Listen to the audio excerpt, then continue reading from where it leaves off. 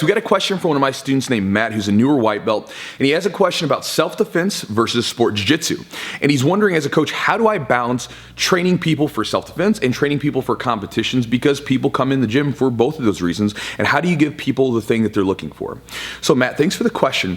And I'm gonna get into the differences between sport and self-defense jiu-jitsu. We're gonna get into the idea that a lot of times you're learning how to fight without learning how to fight, and give you some of those information, or give that information to you. So the thing I want to start this video off with is, have you ever seen the movie The Karate Kid, the old one, right? The one where, you know, Mr. Miyagi and Daniel-san, right? I think they just did a remake recently on YouTube, or like a spinoff. But in the movie, in that first one, the kid goes to, you know, the master who's going to teach him, and he's asking him how to do karate, right? Because he's been getting beat up and he wants to learn how to fight, right? He's teaching him how to fight. So, you know, Mr. Miyagi gives him this, like, his hand. He's like, wax on, Daniel-san, right? Go wax the car. And he's like, man, this is so stupid. I'm waxing the car, right? And then he says, all right, paint fence now. Like, so he's like, I want to learn how to fight. He's like, paint fence. So he's doing this, right? Boom, paint the fence. So then there's this scene where, you know, Daniel, the guy, is confronted with the bully who tries to, or bully who's trying to punch him, and all of a sudden, boom, he starts like painting the fence and waxing off, right? With the punches, right? Blocking the punches. And he's doing it, and all of a sudden he realizes that he's been learning how to fight without learning how to fight. I had a similar experience from wrestling, right? Which is a combat sport, right? We don't think of it that way in high school all the time, but it's a combat sport. So in wrestling, I was getting into it because I looked at all the other guys that were wrestling. They're all like in shape. So I was like, man, I was a fat kid. I was like, I want to lose some weight. So I got into it for that reason, and it looked kind of cool. And then within a couple months after getting into wrestling, I was confronted with a bully who came up and punched me right in the chest. I was walking up from the lunch line, and I used to get picked on all the time because I was very insecure and like nerdy at the time. Boom, punches me right in the chest.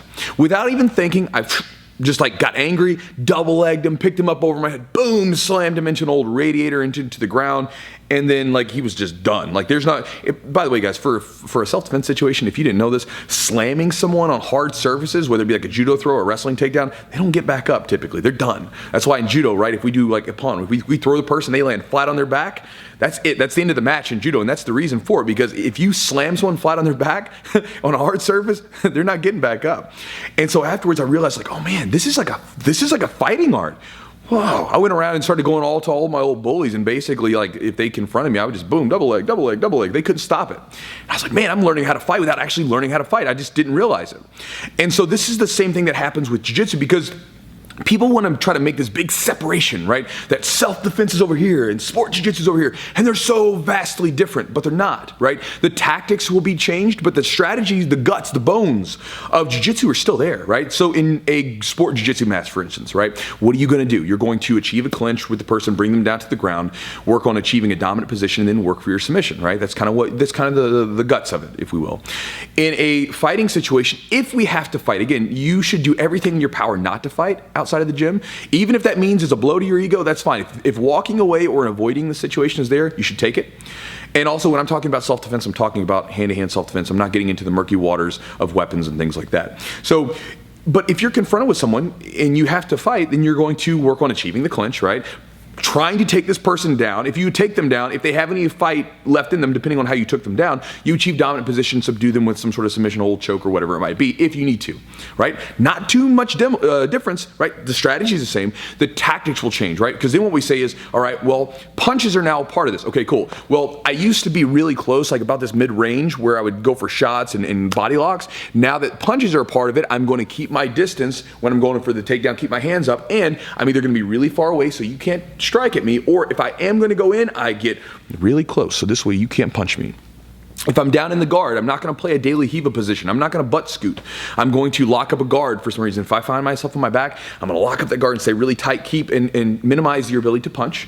So this way I can work to get dominant position. Very, very basic stuff, right? It's not, it doesn't take a rocket doctor to understand that. And there's a great video of Ryan Hall, who is someone who butt scoots in matches and can heel hook people and triangle them faster than you can blink. But then when confronted with someone at a restaurant who's up in his face, what does he do? He turns around, double legs the person, gets on top to mount, and then achieves dominant position and basically controls the person so that, you know, they're not able to do anything, and he says, hey, call the police, right?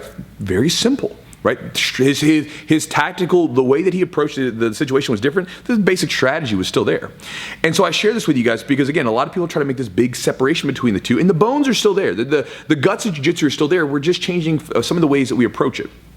Now, with all that said, Matt, how do we blend the two, right? Well, the first thing is that we teach people how to roll. First off, if you want to adequately prepare yourself for a street fight situation or a self-defense situation, you got to be in better shape, right? People come in here all the time, they're in terrible shape. And if you're going to get into that sort of situation where you're going to have to defend yourself and you might have to have a furious 1 minute or 2 minute, or whatever it is, of activity with your elevated heart rate, you're going to have to be in better shape.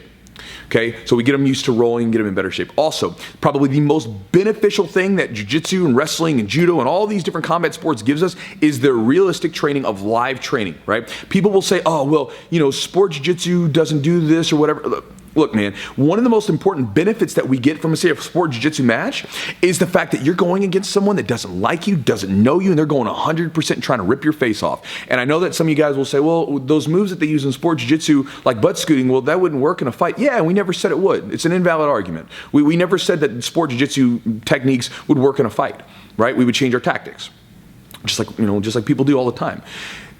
But the ability to roll, the ability to compete, the ability to do all these things and be a good jiu-jitsu practitioner in that sense, that's the bones, that's the foundation, right? And we can train that in a realistic setting. This is the whole reason why Judo took all the nasty techniques, I'm dumbing it down, all the nasty techniques out of traditional Japanese jiu-jitsu so you can train it effectively, train it hard, and become a well-versed practitioner. Then we can always add the nasty stuff in afterwards. And that's basically what happens. You'll say, okay, good, you know how to do a takedown, you know how to do an armbar, you know how to do a choke, you know how to get to the back position, you know how to do a triangle and hook the leg, you know all these different things. Now, let's start to talk about some of the tactics that we need to use if those things are in place, okay? If we have strikes in place, okay? I'm not going to play certain guards, and we're just basically, going back to what we just talked about earlier. We just start to add those tactical changes in to the person who already has that strong foundation. Basically, you've got a strong foundation laid. Now you just put a little polish on it, right? It's not that much of a change.